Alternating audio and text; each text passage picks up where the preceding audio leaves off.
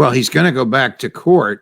He's also going to be, I would think, the object and subject of an enormous independent, not run by his government, investigation of who knew what when and who was asleep at the switch on October 7th. It's hard for me to believe that he will survive that as a free man. Well, let me make it a little easier. It's hard for me to believe that he will survive that as the prime minister, because his government will collapse.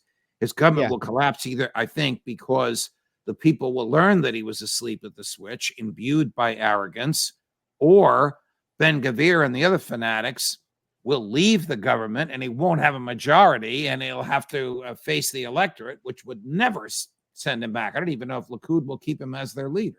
Yeah, where was the military on October 7th? They were in the northern West Bank, much of them who would have been able to reinforce the Gaza division that was wiped out.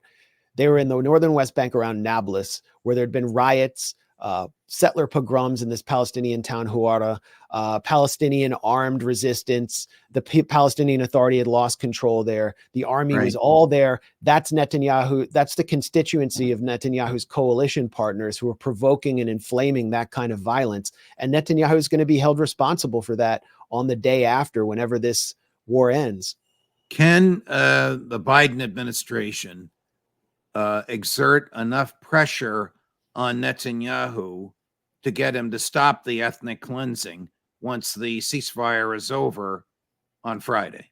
Well, the Biden administration could end the occupation of Palestine tomorrow. They could have a Palestinian state while we're doing this live stream.